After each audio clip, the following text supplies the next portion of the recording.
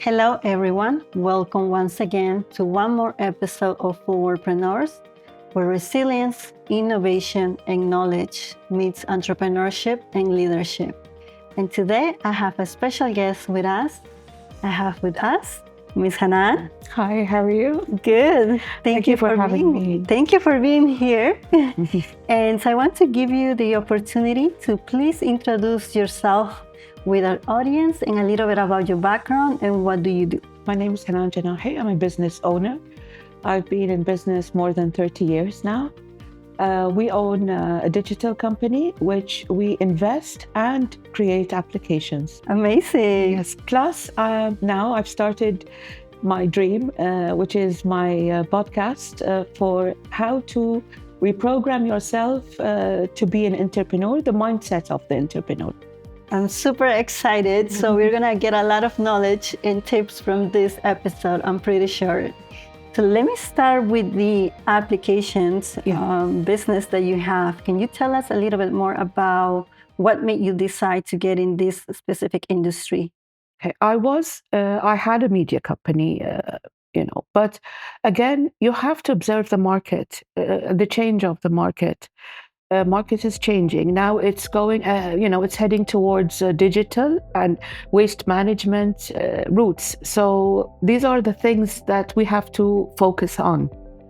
Eco-friendly environment business, orange business. So I had to decide what I wanted.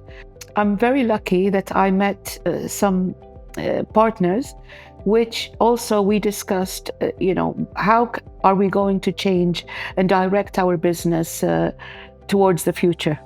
So this is why, that's one of the reasons, I chose the digital marketing or digital companies. That's great. I think it's always important to be able to adapt, right? Because as we can see, like in businesses, those that do not make those changes and they don't adapt to either where the economy is going or the new trends and everything, they kind of like we had seen in history, they stay behind.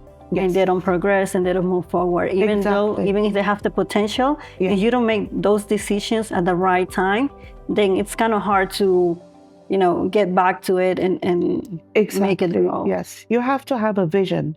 And that's one of the characteristics of entrepreneurs. They adapt, they have visions, they study the future, what are the changes, what's coming, and resistance.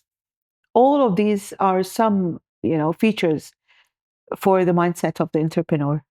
I'm sure that you had and continue to deal with a lot of entrepreneurs from diverse backgrounds. Yes. Is there a specific group? Like, are you concentrating more towards women, youth, or everyone in general? Everyone in general, because it's a personality. The entrepreneur mindset is a personality. Some people have some features, some people have one or three, some have all, but some can reprogram themselves. It's not difficult to do that. So that's what I'm trying to do. I'm targeting anyone who wants to be or reprogram himself and have the mindset of the entrepreneur. And those are very important, like you said, characteristics when it comes to resilience, to be able to innovate and be able to create change and adapt. Exactly. When it comes to the interview sessions podcast that you are having right now, I know this is a special project for yourself. What is something that you believe has been the most challenging part? See, I believe in balance. Balancing everything. Everything has a good and bad side of it. Sometimes there are features or characteristics. You don't go to the extreme. You need some person to be like a person, a special personality in this area, but a different personality in this area. As you said, adaptation. But to reprogram yourself, it's like you're training your muscles. So I use techniques, which is like going to the gym. It's a bit aggressive, but it's not like you have to use it always. It's you have to know when to use it. That's an important key, to know when. Yeah. But the problem is I'm going to basics. I'm simplifying how to do it.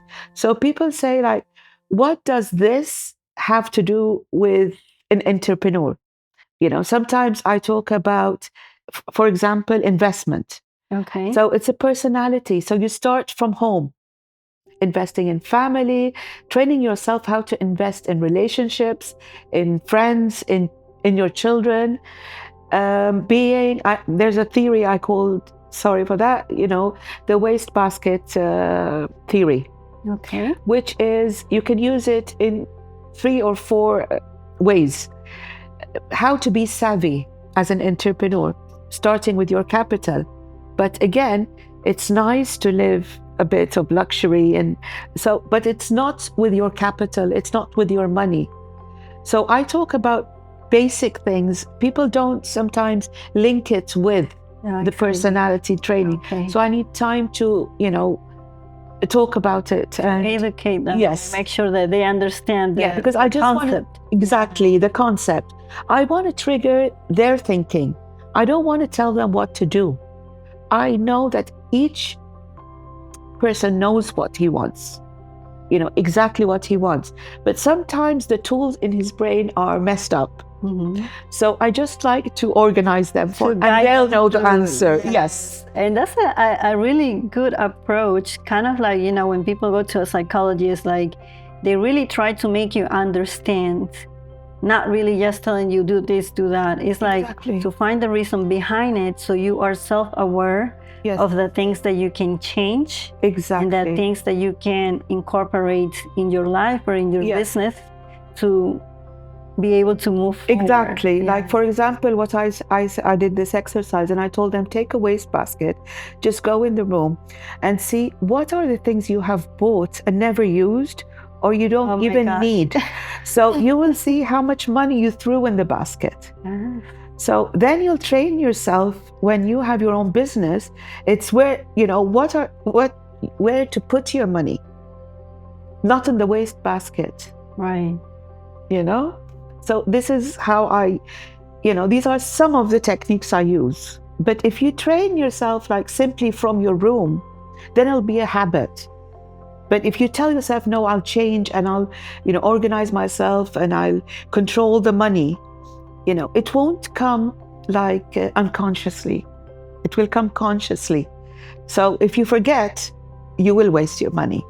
But if it becomes a habit, it will be so natural, yes. Kind of like muscle memory, right? Like when they said, once you learn to ride a bike, you won't forget. Exactly. So once you start learning these new techniques and once you start shifting that, whatever it's there. Exactly. So it starts from, simple things, which sometimes people think I'm, why is she talking about back then? I didn't hire her to show me how to clean my room. Exactly. But it's training. It's training, The moment you wake up and everything is, your eyes are open to an organized place.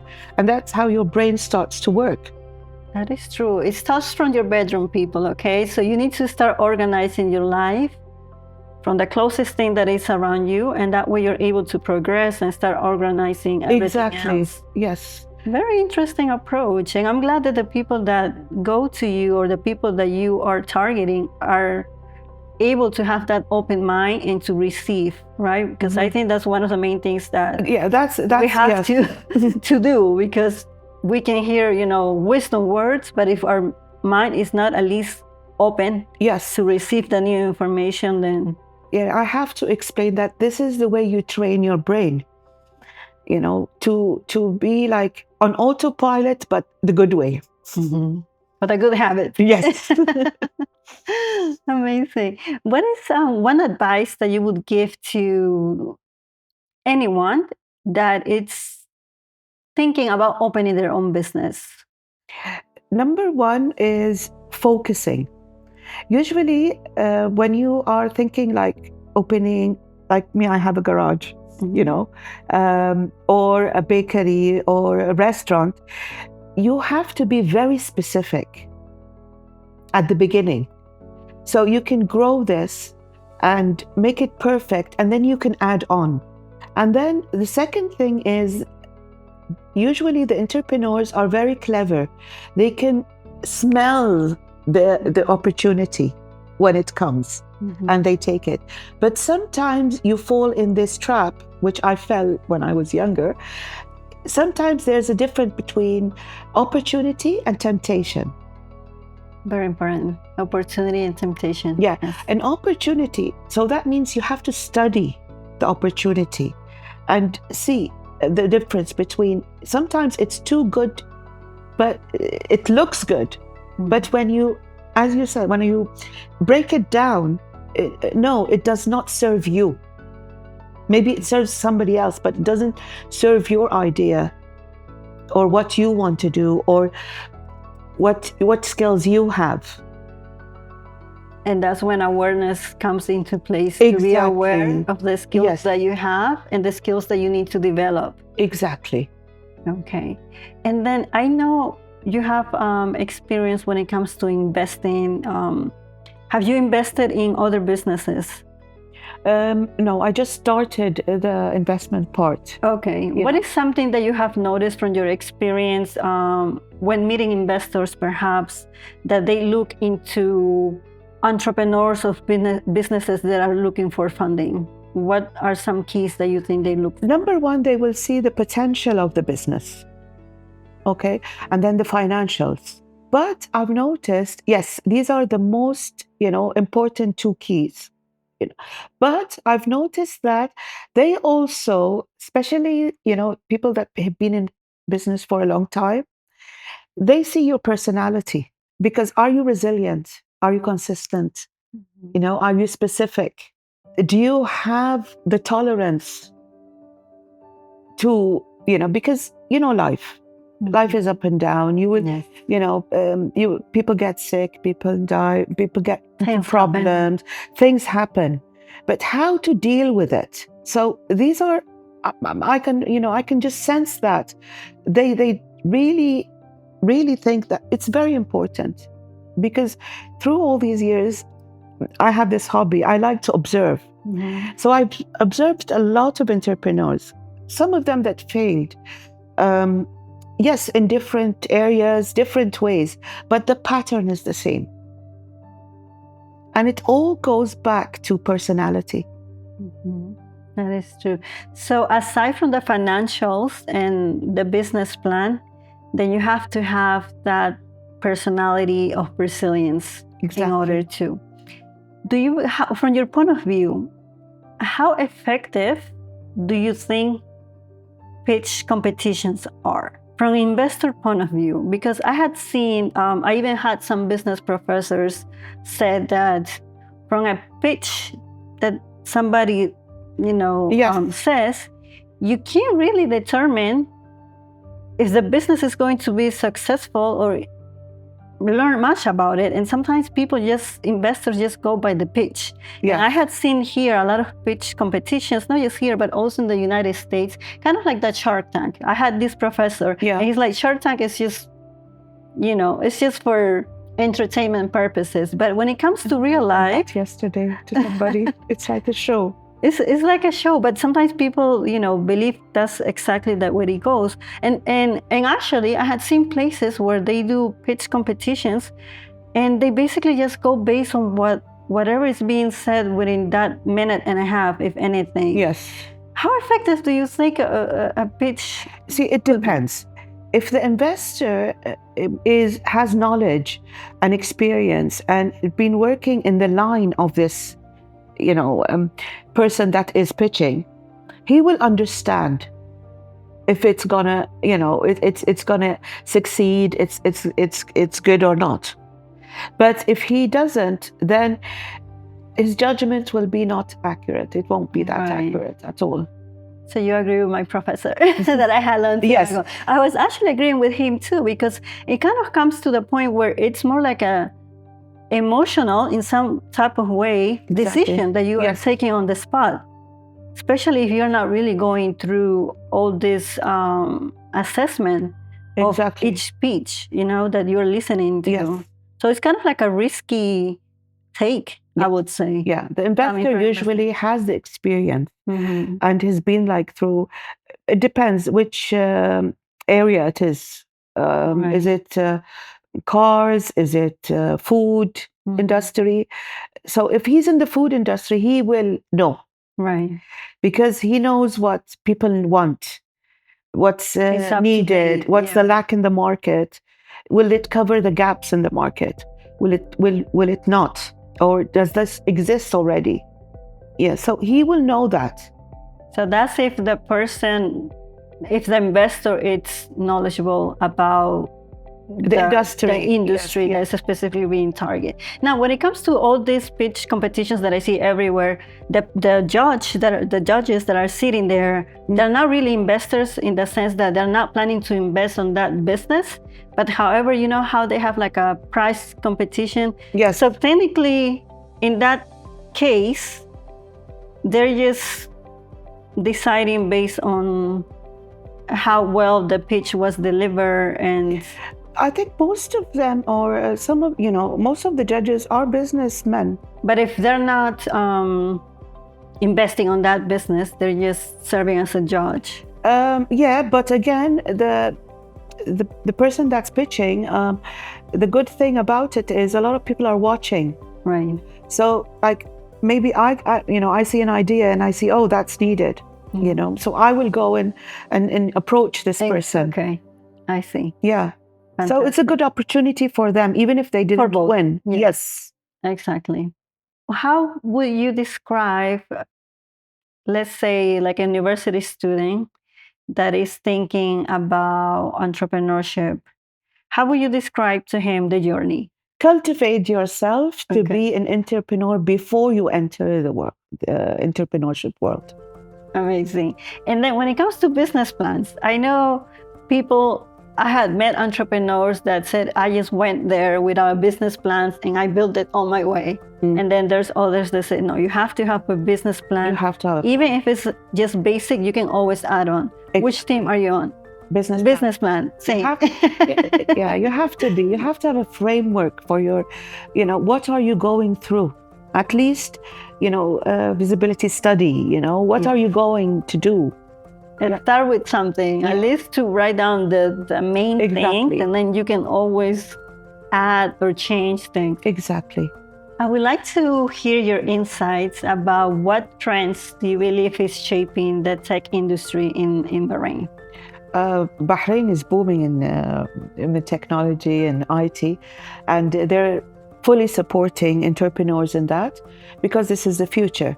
And I was very lucky that I was nominated by the Supreme Council of Women, CBB, Standard Chartered Bank, to attend the FinTech Bay course. And the nice thing about the course is you attend the course. Again, there's a prize for the best app, but when you enter the course, they're with you for life. Oh, okay. Support, advice. It's amazing. It's an amazing program. Sounds like an amazing opportunity. It is. Who is this open to? I'm not sure because I was nominated to attend the course. I see. Yes, but I think they can contact them directly. The FinTech Bay, yes. Okay, perfect. So we'll make sure we add that link as well so everybody can learn a little bit more about it. Yeah, it's an amazing program. Lovely. And you said they offer you support even after you complete. Yes, until today also. Really? Yeah, always there. I think that the entrepreneurship ecosystem here in Bahrain is very strong when it comes to support. Exactly. Bahrain is always advanced in education, but it's what I like about Bahrain, they go steady steps. Yeah. And that's like a business plan. Right. So that's why it's important. Yeah. So they have a vision. And IT and digital marketing or the digital industry is now, what's the future? Yeah, it is. And SMEs in the world now, they are the income for the countries, So it's very important to support that. And I'm really proud. And the other thing is, because Bahrain is a small country, in my point of view and my experience, it's the best country in the world to be a test market for your app. So I advise anybody who wants to start an application or, testing their product is to test it in Bahrain and start here. Amazing. So she's welcoming everyone that wants to start a new app here to Bahrain. And that's very kind of you to be open to tell people, this is an opportunity. Yes, it's a very good platform for, as you said, for this market, for this industry. It's the best platform. Plus the rules, the regulations. It's very easy and tolerant. Yeah. So I do advise everybody to do that. It's from the heart.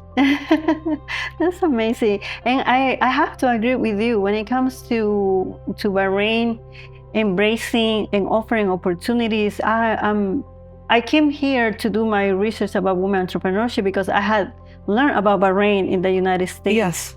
And just being here, it had really made me so happy. And every day there's like a new program, or they're always offering to people and making sure supporting people. And that's one of the reasons why I created this platform. I decided to start it here to make sure that people are aware of all the opportunities that the kingdom it's offering to entrepreneurs and people that are interested in There's investing another thing very good about Bahrain.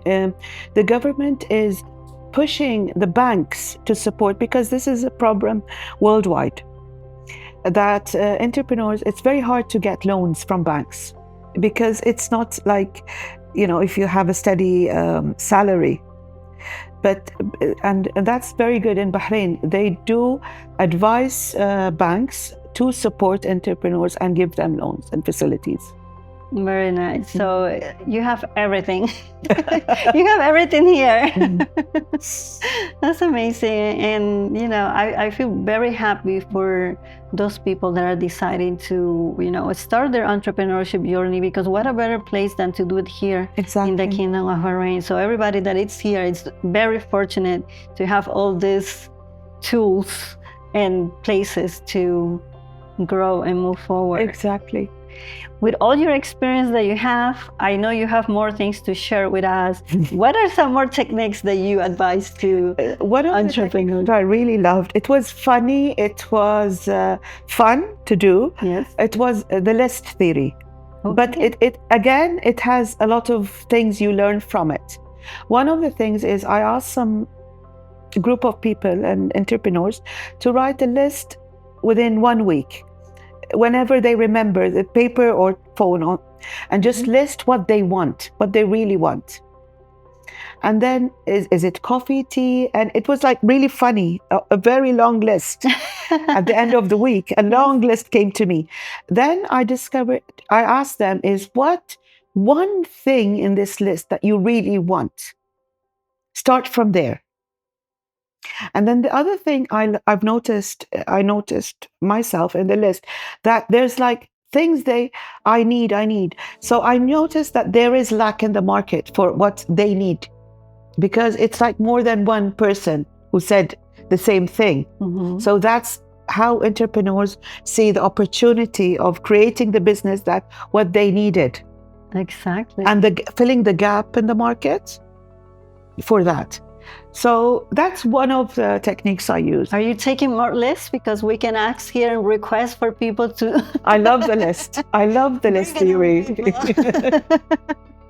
Send it to Hanan. She'll be ready to read the list. Some of them, some of the things were really funny, but it's really serious. And some of them told me, you made us realize that, there are a lot of things we just say we want, but we don't really want it. There are more important things that we want. So this is how you focus on what you really want.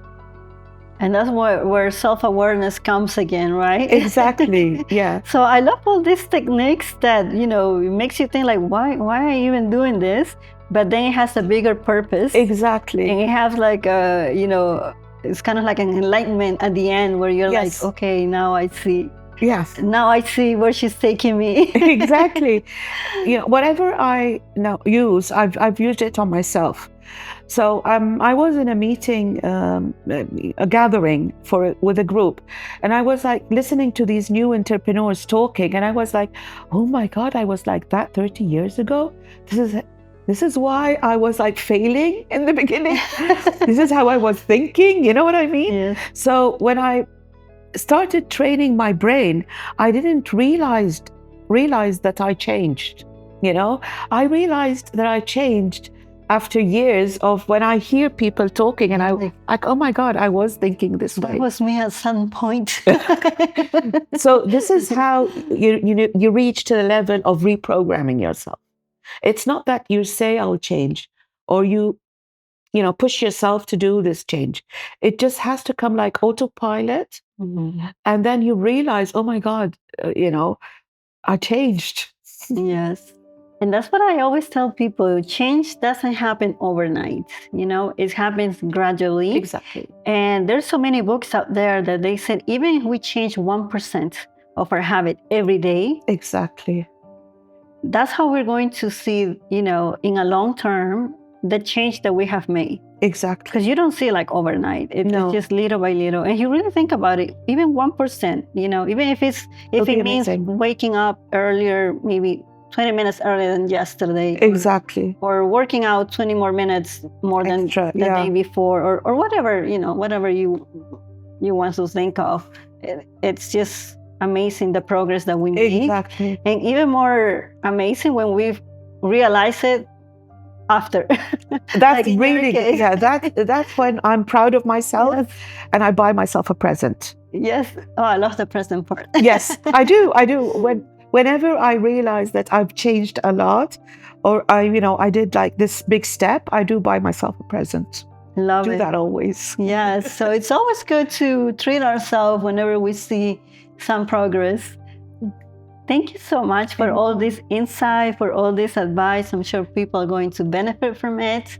And I'm going to be writing my own list of the things that I want or I need, and I'll be sending it to you, our camera guy as well. Daryl, you have some homework to do, and everyone out there, because really it's a nice exercise that we need to work on. And then, yes, you'll have a lot of reading to do. It'll be fun. Yes. And then we'll get the results. Maybe we can read it without names, of course. And then we can have another talk about this. Yeah. I think it'll be very fun and interesting for sure. Is there anything else you would like to share with our audience? I just want to tell that any entrepreneur, believe in yourself. Believe in yourself. Believe in change. Believe you can do it. And it's not difficult to reprogram yourself at all. I've done it. Amazing. Thank you so much, Hanan, for being here with us today. Yes, gracing us with your presence. Really, it has been a very joyful conversation. The pleasure is mine. And I learned a lot myself. The pleasure is mine. Thank you so much, dear. Anytime, love. Goodbye.